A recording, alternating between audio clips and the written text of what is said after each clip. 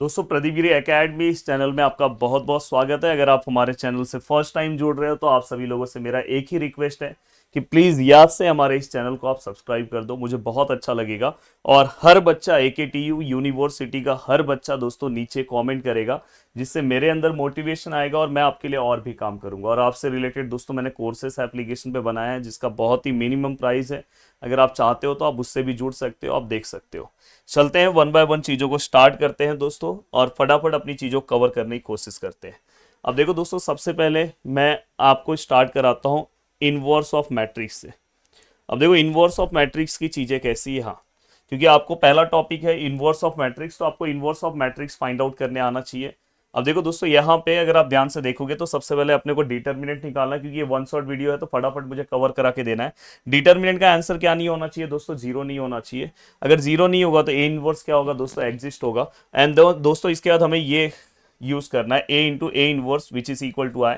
बहुत सारे जगह पे आपको बहुत सारे बुक्स में ऐसा भी यूज किया रहेगा दोस्तों, मैं आपको बता देना चाहता हूँ कि ऐसे भी रहेगा, तो आप डरना मत। जैसे ए विच इज इक्वल टू आई ए, ऐसा भी रहता है तो उसका मतलब भी सेम ही होता है, पर मैं ये इस तरह से सॉल्व कराता हूँ। आपके ऊपर डिपेंड करता है कि आप कैसे सॉल्व कर रहे हो।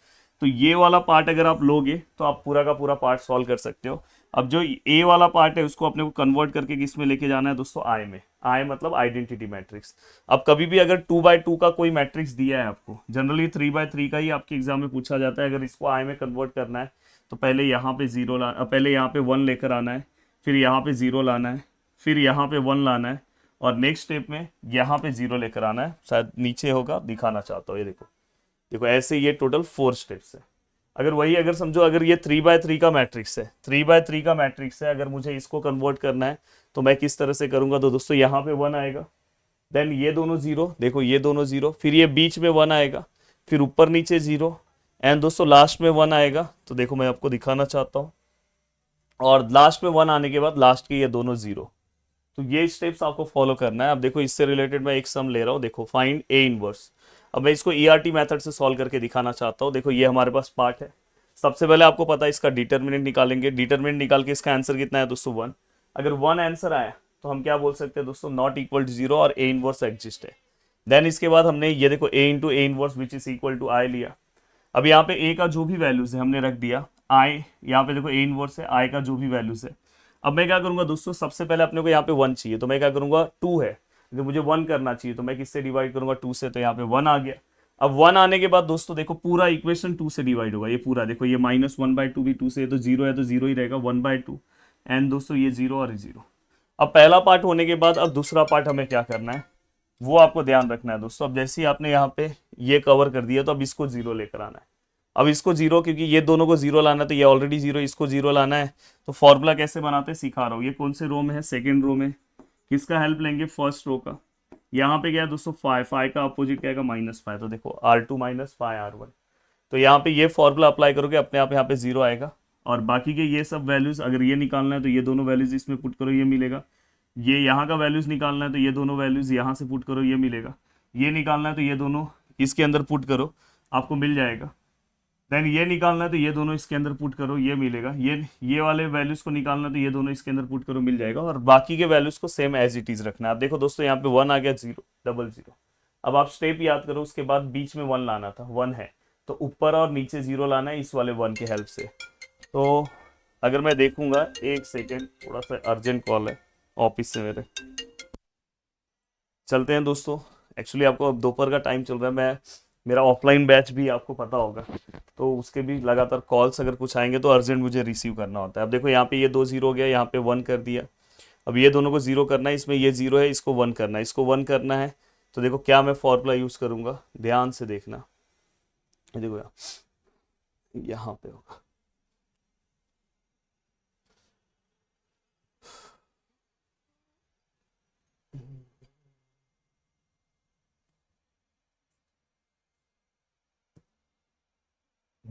प्लीज यहाँ पे ध्यान दो। देखो वो वाला पार्ट पूरा का पूरा यहाँ पे कॉपी किया। अब मुझे इसको जीरो करना है, तो भाई ये चेंजेस किसको करना है? देखो मैं यहाँ फॉर्मूला बना रहा हूँ R3 को, किसके रेफरेंस में? R2 के। और यहाँ पे क्या है दोस्तों? वन। वन का अपोजिट क्या आएगा? -1। तो यहाँ पे जस्ट अगर आप वैल्यूज रखोगे, R3 का वैल्यू वन, R2 का वैल्यू वन, तो ये जीरो आ जाएगा। और R3 का ये वाला आंसर, ये वाला आंसर, ये वाला और ये वाला, इस फॉर्मूले से आपको क्या करना है, फाइंड आउट करके यहाँ पे रखना है। ये वाला आंसर कैसे निकालेंगे सर, इसके जस्ट ऊपर वाला वैल्यूज, R3 का वैल्यू 3 रखो, माइनस R2 का वैल्यू क्या है 5/2 रखो, ये सॉल्व करके ये आंसर आ जाएगा। ये वाला निकालना है तो जस्ट इसके ऊपर वाला आंसर देखो, R3 का वैल्यू क्या है 0 है, R2 का क्या है -5/2, तो आपको ये मिल जाएगा और बाकी सब वैल्यूज एज इट इज। अब देखो ये पूरा आ गया, अब आपको इसको 1 करना है। इसको 1 करने के लिए यहाँ पे 1/2 है, डायरेक्ट R3 को आप 1/2 से डिवाइड कर दो, या तो 2 से मल्टीप्लाई भी कर सकते हो। तो ये देखो ये पूरे को 1/2 से डिवाइड करोगे तो क्या क्या चेंजेस होगा, 0 0 होगा, यहाँ पे 1 आ जाएगा।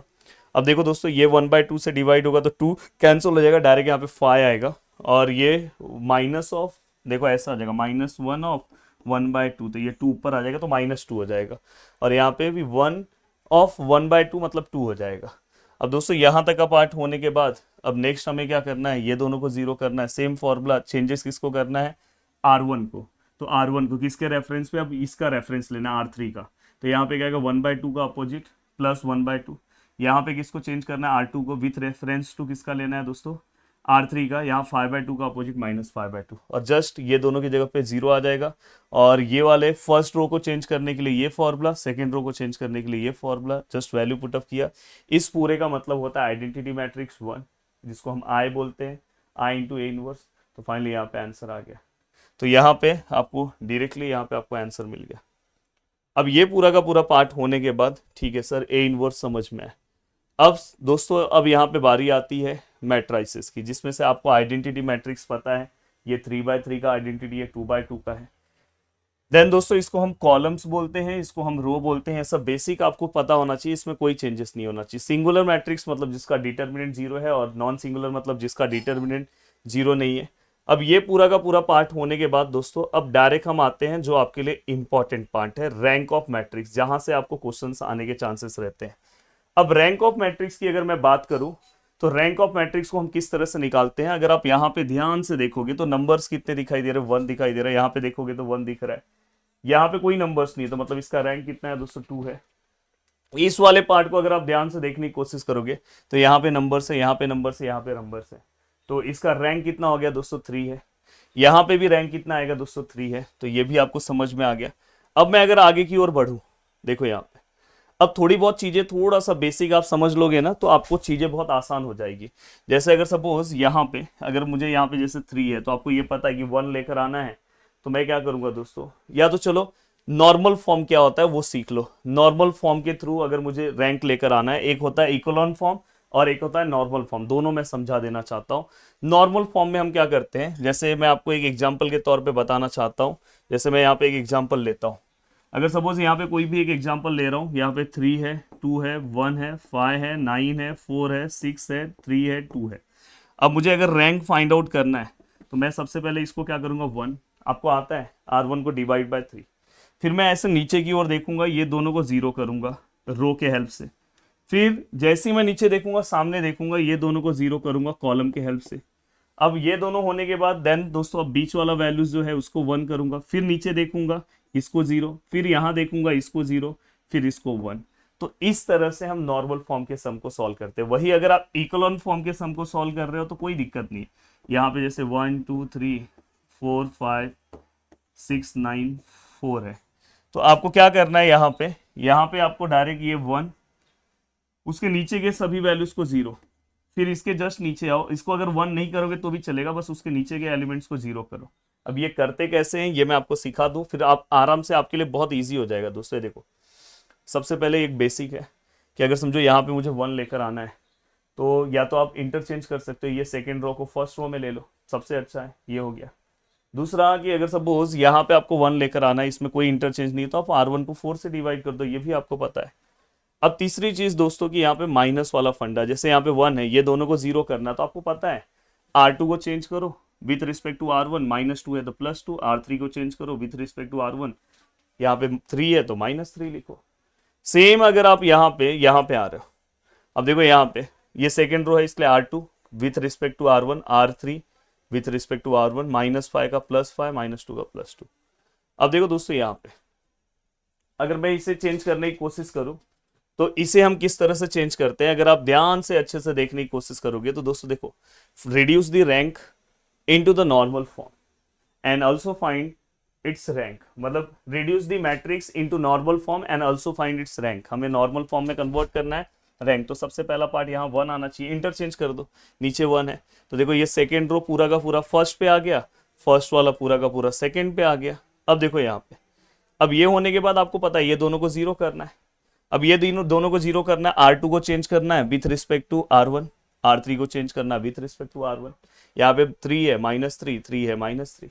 अब अगर आप अपने कैलसी में रखोगे दोनों जीरो हो गया, फिर ये वाले R2 वाला फॉर्मूला यूज करके ये दोनों का रेफरेंस लेके, जैसे अगर समझो ये निकालना है तो R2 का वैल्यू यहाँ पे क्या है 2 है, 3, R1 का क्या 1 है, तो 2 - 1 कितना आएगा 2 -3, 2 -3 -1 आएगा तो -1। ये सॉल्व करना है तो ऊपर से वैल्यू लो, ये सॉल्व करना है तो ऊपर से। पर जब R2 आप सॉल्व कर रहे हो तो ये वाला फॉर्मूला, जब आप R3 सॉल्व कर रहे हो तो ये वाला फॉर्मूला, फिर बाकी के वैल्यूज निकाल दो। अब यहाँ पे हमारा रूल क्या बोलता था, यहाँ पे 1 आना चाहिए, नीचे के 0। अब सामने के 0 किससे आएंगे, कॉलम अप्लाई करना होगा नॉर्मल फॉर्म में। तो देखो यहाँ पे अगर आप ध्यान से देखोगे, देखो मैंने कॉलम अप्लाई किया, देखो यहाँ पे मुझे इसको 0 लेकर आना है दोस्तों इसको, तो मैं यहाँ पे क्या लिखूंगा C2, क्या आएगा दोस्तों, किसका रेफरेंस लूंगा C1 का, यहाँ पे 1 है तो -1, तो देखो यहाँ पे C2 C1 -1। अगर मुझे इसको 0 लेकर आना है तो ये कौन से रो में है दोस्तों, थर्ड रो में, तो C3 किसका रेफरेंस लूंगा C1 का, तो -2, ऐसे ही सब निकालूंगा। तो देखो यहाँ पे देख लो, यहाँ पे C4, देखो C5। तो अपने आप यहाँ पे ये जो वैल्यूज है आपको सॉल्व भी करने की जरूरत नहीं, यहाँ पे जो भी वैल्यूज है ये देखो, ये 1 के बाद सभी वैल्यूज अपने आप 0 हो जाएंगे। तो देखो यहाँ पे अपने आप सभी वैल्यूज 0 हो गए, स्ट्रेट फॉरवर्ड। अब बचा दोस्तों ये पार्ट, अब आपको रूल पता है यहाँ पे फिर से 1 आना चाहिए। तो अब यहाँ पे क्या करोगे, R2 डिवाइड बाय -1, तो यहाँ पे -1 से डिवाइड किया तो 1 आया। अब यहाँ पे 1 आ गया दोस्तों, तो आपको ये पता है कि यहाँ पे 1 आया तो नीचे का वैल्यू 0 होना चाहिए। तो लक इतना अच्छा है कि नीचे का वैल्यू अपने आप 0 है, तो बस अपने को इसके बाजू के वैल्यू 0 करना है। बाजू वाले वैल्यूज को कॉलम से करते हैं, कैसे करेंगे, कौन से कॉलम है, थर्ड कॉलम है 3 1, किसका हेल्प लूंगा C2 को, C4 किसका हेल्प लूंगा C2 को, C5 कौन सा कॉलम लूंगा C2। यहाँ पे अगर आप ध्यान से देखोगे दोस्तों तो यहाँ पे 1 है -1, 2 है -2, 3 है -3, और अपने आप ये तीनों वैल्यूज 0 हो जाएंगे। देखो तीनों 0 हो गए। अब ये अगर इस फॉर्म में मिला तो आप डायरेक्ट रैंक निकाल सकते हो, नंबर्स फर्स्ट रो में है, सेकंड रो में है, यहाँ नहीं है, तो रैंक कितना है दोस्तों 2। तो मुझे उम्मीद है कि आपको रैंक ऑफ मैट्रिक्स बहुत अच्छे समझ में आ गया। अब मैं चल रहा हूँ दोस्तों आगे की ओर, और आगे का पार्ट आपको समझाने की कोशिश करता हूँ। अब दोस्तों नेक्स्ट पार्ट है eigen values and eigen vectors. अब देखो ये वाला पार्ट आपके लिए बहुत जरूरी है, अगर आपने ये पार्ट सीख लिया तो आपको कैली हैमिल्टन थ्योरम एक झटके में आ जाएगा, और कैरेक्टरिस्टिक इक्वेशन सब कुछ मैं इसी में सिखा दूंगा। तो ये बहुत फेमस है और बहुत ज़्यादा आपके लिए इंपॉर्टेंट है। Find the eigen values and eigen vector of the following matrices, ये मैट्रिक्स है, इसका आइगन वैल्यूज आइगन वेक्टर्स निकालना है। सबसे पहले आप इसका क्या करोगे, कैरेक्टरिस्टिक इक्वेशंस निकालोगे। कैसे आएगा दोस्तों, determinant A - lambda i which is equal to 0। अब यहाँ पे आपको क्या करना है, जहां पे डायगोनल्स है माइनस लैम्बडा ले लो, सभी जगह पे देखो मैंने माइनस लैम्बडा ले लिया। ये कैसे लेते हैं दोस्तों, यहाँ पे आपको S1 कैसे लेंगे, डायगोनल्स का प्लस करो, 1 और 2 3, 3 - 1 2। S2 कैसे निकालेंगे दोस्तों, S2 माइनस निकालना होता है, माइनस मतलब जैसे ये है, इसको और इसको कैंसिल कर दो, इसका क्रॉस मल्टीप्लाई -2 -1 -3, तो देखो -2 -1। फिर जैसे ये हो गया, फिर ये वाले पार्ट को लो, ये वाले पार्ट को, ये और ये डायगोनल्स का माइनर निकालना है, 1 1 जा -1 -0, तो देखो -1 -0। देन दोस्तों इसके बाद फिर से इसका ये और ये कैंसिल, 1 2 जा 2 माइनस ऑफ -1 +1 हो जाएगा। तो फाइनली पूरे को सॉल्व किया तो -1 आंसर आया, और फिर इसका डिटरमिनेंट तो आपको आता ही निकालने, उसका आंसर क्या है -2। अब हम क्या करेंगे दोस्तों, यहाँ पे देखो ये हमारा कैरेक्टरिस्टिक इक्वेशन हम कैसे लिखते हैं, मैं आपको याद करवा दे रहा हूँ। देखो lambda cube, lambda square, lambda determinant of A = 0, यहाँ पे S1, यहाँ पे S2, minus plus minus. S1 का वैल्यू कितना है दोस्तों, अगर मैं बात करूँ तो 2 है, तो इसलिए देखो S1 की जगह पे 2, और अगर मैं S2 के वैल्यू की बात करूँ तो S2 का वैल्यू कितना है, -1 है, तो देखो S2 की जगह पे -1। डिटर्मिनेंट ऑफ A का वैल्यू कितना है, -2 है। देन इस पूरे को सॉल्व किया तो अपने को लैम्बडा का वैल्यू है। अब जो भी हमें लैम्बडा का वैल्यू मिला, लैम्बडा का वैल्यू जो भी हमें मिला, तो वो हमारा क्या हो गया दोस्तों, आइगन वैल्यूज। अब आपका आइगन वैल्यूज आपको मिल गया, अब आपको क्या निकालना है दोस्तों, आइगन वेक्टर्स। तो आप क्या करो, लैम्बडा इक्वल टू जो -1 है, आप क्या करो, पहला एक एक वैल्यूज लो और आइगन वेक्टर्स निकालो, और बहुत सिंपल है। देखो लैम्बडा इक्वल टू -1 लिया, अब जहां जहां पे आपने कैरेक्टरिस्टिक इक्वेशन लिखा है -1 रखो, यहाँ पे -1, 1 माइनस ऑफ -1 कितना हो जाएगा दोस्तों, 2 माइनस ऑफ -1 कितना हो जाएगा, 3, -1 -1 -1 +1 0 और बाकी के वैल्यूज लिखा और ये समथिंग लिखा। बस अब आपको क्या करना है दोस्तों, इसमें से ये देखो ये पूरा पार्ट लिखा, दो इक्वेशन सिलेक्ट करना है, दो ऐसे इक्वेशन सिलेक्ट करना कि जिसका पूरा डिनोमिनेटर जीरो ना हो या सेम नहीं होने चाहिए डिवाइड करने के बावजूद भी। तो देखो ये दो इक्वेशन अलग है, तो 2 into x 1 into y -2 into z लिखा, -1 into x 3 into y 1 into z लिखा, एक्स माइनस वाई जेड ऐसे ही लेना है। फिर यहाँ पे एक्स वाला पार्ट नहीं लेना है, ये बचे हुए दो पार्ट लेना है। फिर यहाँ पे y वाला पार्ट स्किप कर दो, ये दोनों लेना है। और यहाँ पे z वाला बंद कर दो, तो 2 -1 1 और 3।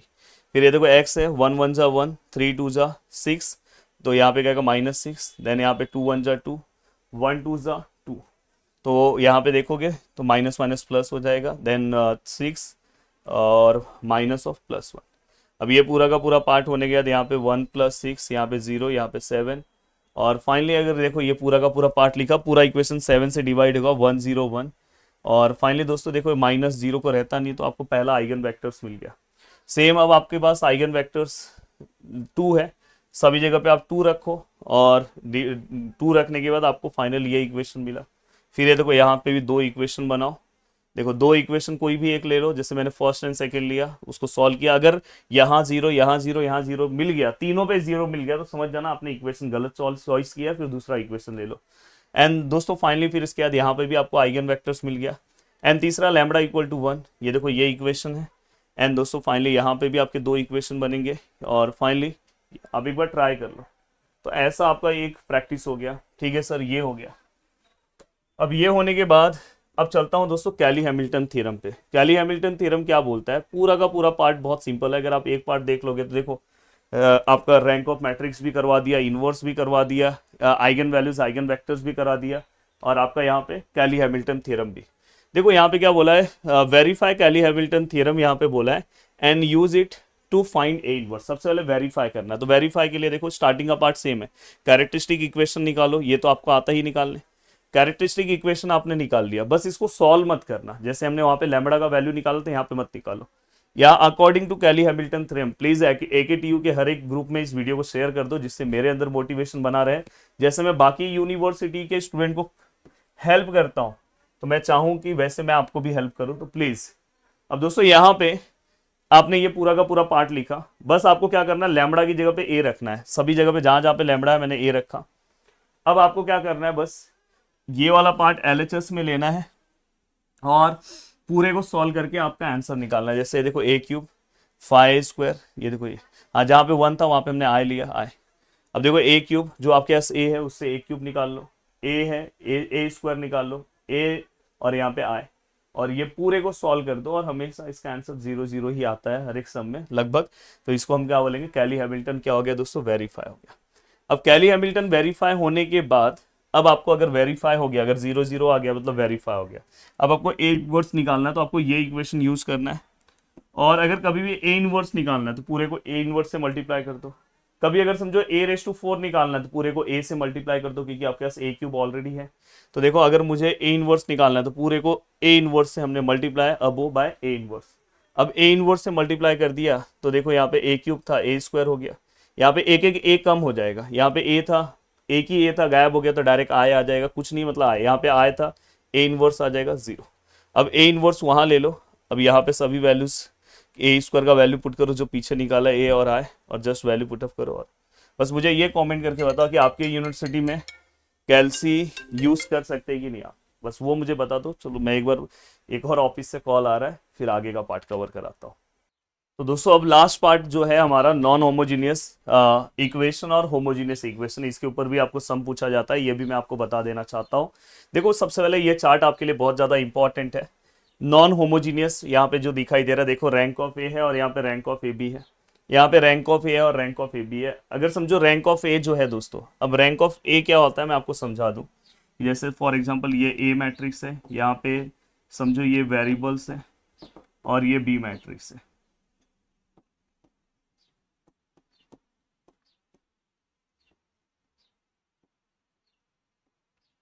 अगर मैं रैंक ऑफ ए की बात करूं, इसको रैंक ऑफ ए बोलते हैं, इसका रैंक कितना आएगा दोस्तों 1। अगर मैं रैंक ऑफ ए बी की बात करूं तो ये दोनों को साथ में लेना होगा, ये दोनों को साथ में, जैसे 1 0 0 0 0 0 0 0 0 0 अब देखो इसमें भी नंबर्स है, इसमें भी नंबर्स है, इसमें भी नंबर्स है, तो रैंक ऑफ ए बी कितना आएगा दोस्तों 3। तो आपको ये पता होना चाहिए। तो अगर समझो रैंक ऑफ ए जो है दोस्तों, अगर रैंक ऑफ ए बी को इक्वल नहीं है तो हम क्या बोलेंगे, हमारा इक्वेशन कैसा, इनकंसिस्टेंट है, और हम डायरेक्ट वहां पे बोलेंगे नो सॉल्यूशन। बट अगर हमारा रैंक ऑफ ए जो है दोस्तों, अगर वो रैंक ऑफ ए बी को इक्वल है तो आप बोल सकते हो कंसिस्टेंट है।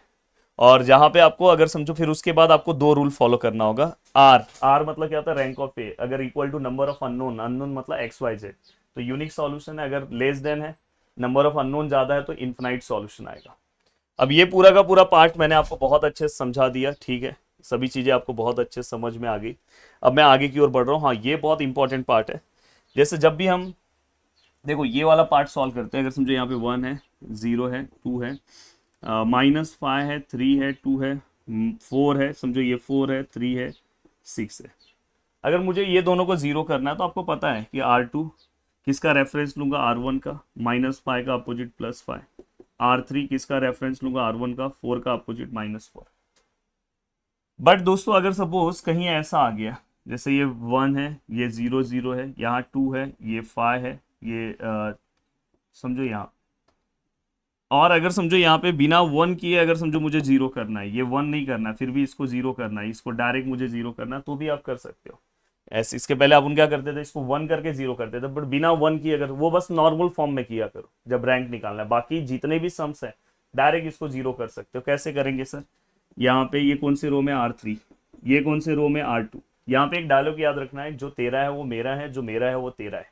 मतलब 5 जो है दोस्तों वो किसका है, R3 का है ना, पर वो इसका हो जाएगा। और 2 किसका है दोस्तों, R2 का है, तो वो इसका हो जाएगा। और दोनों सेम है तो अपोजिट साइन आएगा माइनस।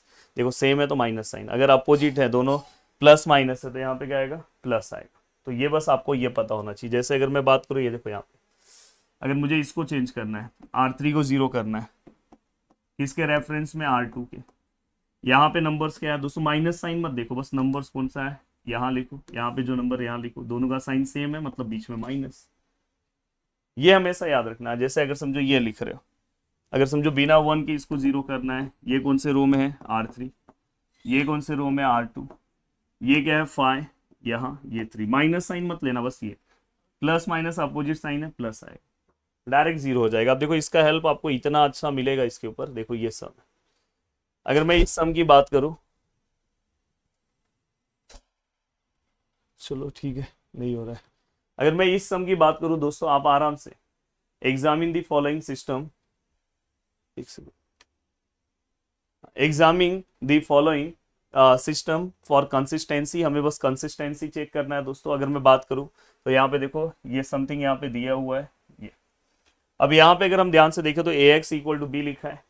अब यहाँ पे हमने सभी देखो x के पहले 1 है, यहाँ 1 है, -3, सब कुछ यहाँ पे मैंने लिख दिया, एक्स वाई जेड ये लिखा। बस मुझे क्या करना है, ये जो डायगोनल से उसके नीचे के 3 एलिमेंट्स को बस जीरो लाना है, और फिर जो मेरा रूल है वो चेक करना है। तो इसको दोनों को जीरो लाना है, तो मेरे को पता है फॉर्मूला, तो वहां से मैं ला दूंगा। फिर ये पूरा मैंने सॉल्व कर दिया। फिर मुझे क्या करना है, इसको जीरो लाना है, तो आपको डायरेक्ट फॉर्मूला पता है, किसको चेंज करना है, R3 को, किसके रेफरेंस में, R2 के। जो 13 है 18 यहाँ पे आ जाएगा, 6 यहाँ पे आ जाएगा, दोनों का साइन सेम है, माइनस माइनस तो यहाँ पे क्या आएगा, सेम साइन है तो माइनस आएगा।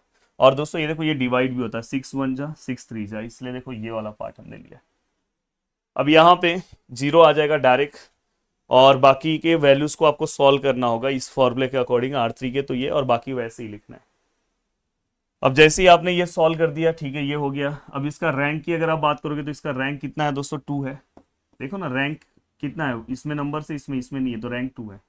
रैंक ऑफ ए बी, इसमें पूरे में चेक करो नंबर से, इसमें पूरे में नंबर से, इसमें भी देखो पूरे में नंबर से। जब ए बी देखोगे तो पूरा देखा करो 3। तो रैंक ऑफ ए और रैंक ऑफ ए बी अगर इक्वल नहीं है, क्रॉस हो गया, और कैसा इक्वेशन हो गया, इनकंसिस्टेंट। तो ऐसे सम्स आपको पता होने चाहिए दोस्तों, ऐसे सम्स आपको पूछे जा सकते, देखो इस टाइप के सम्स। अब देखो दोस्तों मैं अब आपको आगे, हाँ देखो दोस्तों यहाँ पे अगर समझो ये कौन सा सम है दोस्तों, ये आपका, ये सम जो दोस्तों है ये आपका होमोजीनियस वाले सम है। होमोजीनियस मतलब जहां पे आपको ऐसा जीरो दिखाई दे। तो इसमें ये टाइप के सम आपको बहुत पूछे जाते हैं कि आप find the values of k following equation है non trivial solution. Non trivial solution मतलब उसका डिटर्मिनेंट जीरो होगा। तो देखो मैंने डायरेक्ट उसका डिटर्मिनेंट ले लिया। ए का वैल्यू क्या आएगा दोस्तों, 5 2 -3 3 1 1 2 1 के सॉल्व किया और के का आंसर निकाल दिया। सोचो 25 मिनट्स या 24 मिनट्स में पूरा का पूरा आपका मैट्राइसिस रिवाइज करा के दिया हूँ। बाकी फिर बेसिक मैट्राइसिस के जो टाइप्स है, यूनिटरी, ये सब आप मेरे लेक्चर से देख लेना। पर जो मेन पार्ट था दोस्तों सब मैंने कवर करा के दे दिया। अब उसके बाद अगर आप सम सॉल्व करते हो, अगर आप चाहते हो कि ऐसा बाकी के टॉपिक्स भी मैं कवर कराऊं, तो वीडियो के नीचे कम से कम दोस्तों 1000 कमेंट होना चाहिए। इसलिए इतना शेयर कर दो कि आज ही 1000 कमेंट हो जाए, कल मैं आपको दूसरा टॉपिक का दे दूं, जिससे आपको बहुत ज़्यादा हेल्प हो। चलो बाय बाय, मिलते हैं दोस्तों नेक्स्ट वीडियो में। बाय बाय, टेक केयर, जय हिंद दोस्तों।